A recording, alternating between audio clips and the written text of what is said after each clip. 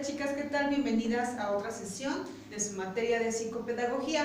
El día de hoy vamos a hablar acerca de un tema muy importante que es educación tradicional y también lo que es educación nueva. Vamos a empezar con lo que es la educación tradicional.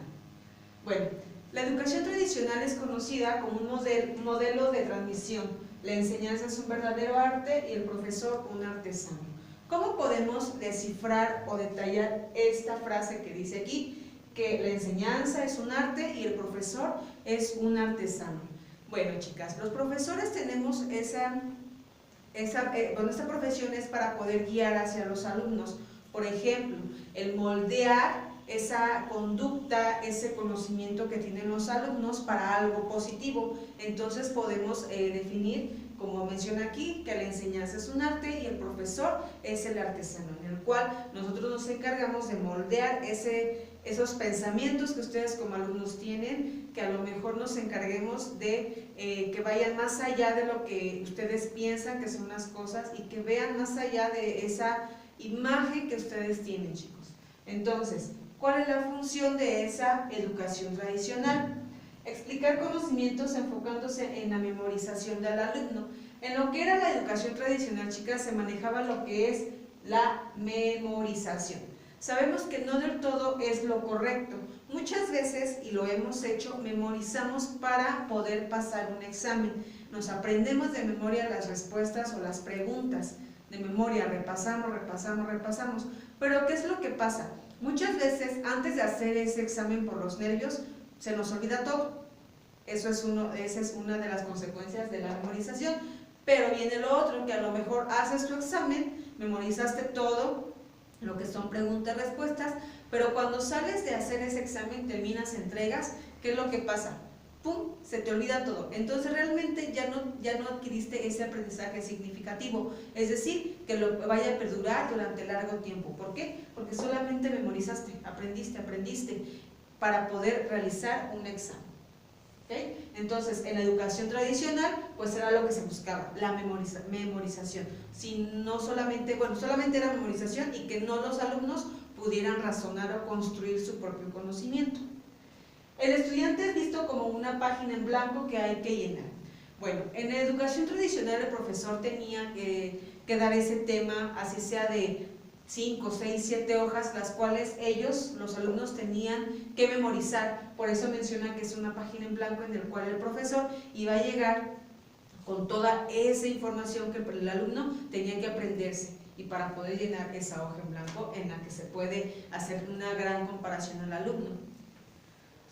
¿De dónde viene esta educación tradicional? Bueno, aquí nos menciona que comenzó en el siglo XVIII. Estos conocimientos y valores fueron transmitidos por docentes, los cuales eran verdades absolutas. A lo mejor podemos preguntar, chicas, no sé, a sus abuelos, a sus papás todavía, que les haya tocado lo que es la educación tradicional, donde el profesor, chicas, tenía ese valor realmente como lo que era, como que la máxima autoridad, donde los padres de familia le decían: aquí está mi hijo, haga lo que tenga que hacer con mi hijo, pero con tal de que aprenda y sea buena persona para la sociedad o para la vida.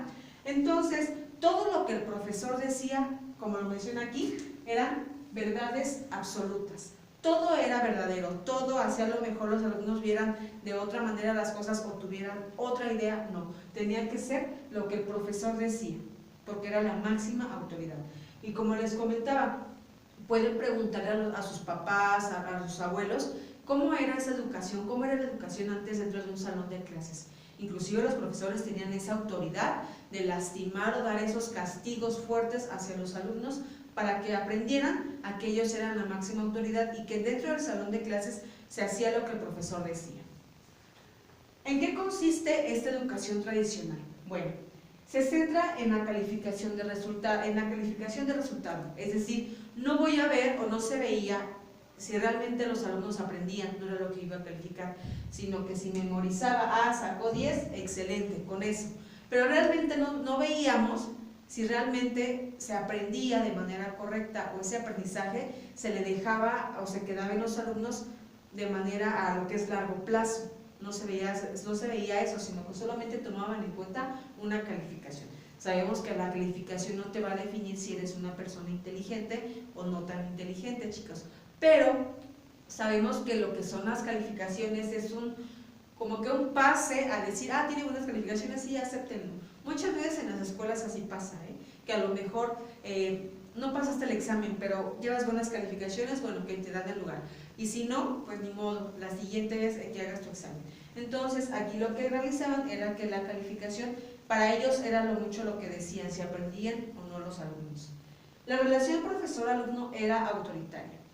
No es como ahorita, que a lo mejor se acercan a preguntarnos, a lo mejor platicamos un rato, etcétera. Tenemos esa relación de convivencia sana. No. El profesor era, como mencionaba, era la máxima autoridad, pues tenía ese respeto de los alumnos. Y los alumnos no podían ni siquiera acercarse al profesor para si tenían alguna duda o algún comentario acerca de la clase, etcétera. Nada de eso. Solamente era que el profesor daba todo el tema, todo lo que tenían que escribir y el alumno tenía que memorizar. Era la única relación que tenían entre el profesor y el alumno. El alumno solo es receptor de información. Como les comentaba, estaban sentados solamente y no podían dar su opinión, sino que solamente están escuchando, recibir todo lo que el profesor les dictaba, o les decía, o les explicaba, o les estaba leyendo. Era lo único que tenía que hacer el alumno, ser receptor de esa información. En el aula se limita la individualidad y la creatividad de los alumnos. Bueno, sabemos que ahorita pues pueden hacer los famosos equipos, ¿no? Antes no, antes solamente era por persona, no podían trabajar en equipos, es más, ni siquiera podían voltear a ver al de al lado, al detrás o al del frente.